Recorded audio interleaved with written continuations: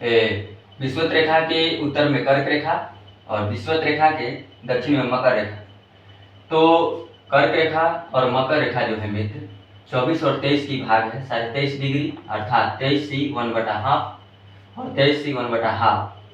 ये हो गया मित्र नॉर्थ और ये हो गया साउथ जो निम्न प्रकार है। ये मित्र हो गया उत्तरी ध्रुव और ये मित्र हो गया दक्षिणी ध्रुव जो निम्न प्रकार है। आप देख सकते हैं आर्कटिक वृत्त कर्क रेखा के उत्तर में है 66.5 डिग्री, 66.5 डिग्री नॉर्थ और 66.5 डिग्री साउथ, 66.5 डिग्री साउथ जो निम्न प्रकार है। यहाँ पर जो मित्र है विषुवत रेखा पर सूर्य की जो किरणें हैं लंबवत पड़ती है। विषुवत रेखा पर सूर्य की किरणें लंबवत पड़ती है।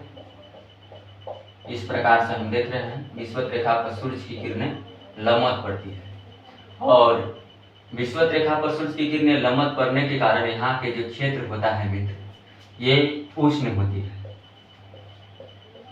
यहाँ की क्षेत्र उष्ण होती है अर्थात उष्णकटिबंधीय क्षेत्र माने जाते हैं।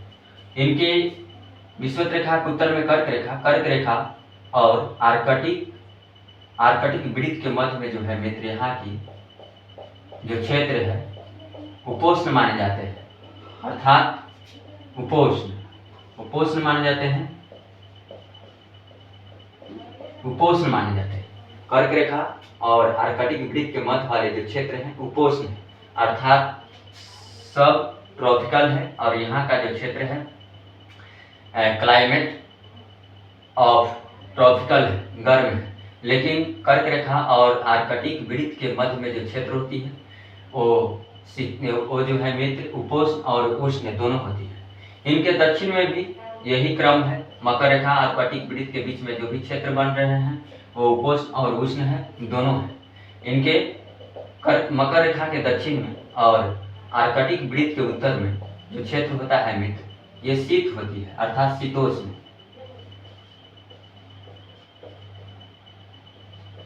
होती है।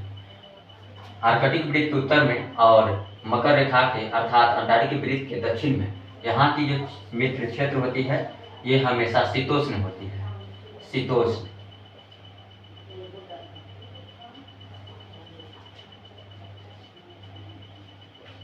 होती है यहाँ की क्षेत्र।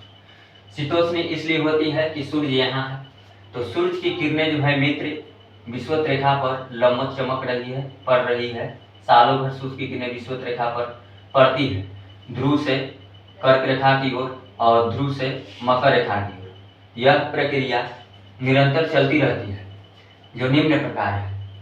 तो सूर्य की किरणें स्पष्ट रूप से 100% 66.5 डिग्री दक्षिण और 66.5 डिग्री उत्तरी आर्कटिक वृत्त अक्षांश पर पड़ती है और 66.5 डिग्री दक्षिणी आर्कटिक वृत्त अक्षांश पर पड़ती है। सूर्य की किरणें तिरछी होती है और यहाँ पर दक्षिण में और उत्तर में निम्न रूप में प्रकाश अर्थात कम रूप में तिरछे पड़ते हैं, इसलिए यहाँ की जो है शीतोष्ण क्षेत्र माने जाते हैं। अर्थात आर्कटिक वृत्त के उत्तर में हमेशा बर्फ से ढकी हुई पर्वतें नजर आती है जो निम्न प्रकार है। यहाँ पर 21 विषुवत रेखा पर 21 जून और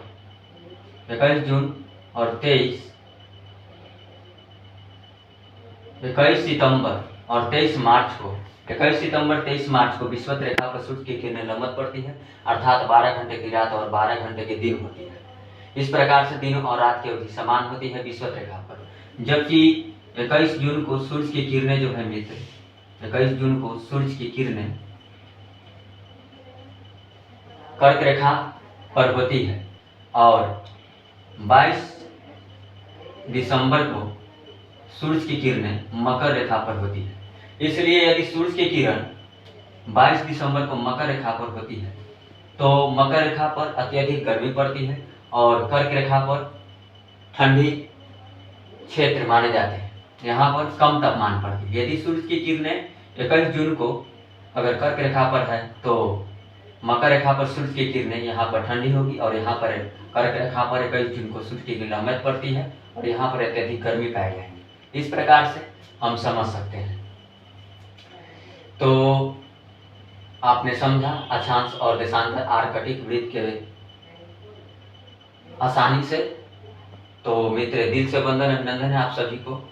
हमारे वीडियो पढ़ाई को, चिल्ड्रनाइजेशन को लाइक और सब्सक्राइब करें। हृदय से आप सभी को धन्यवाद।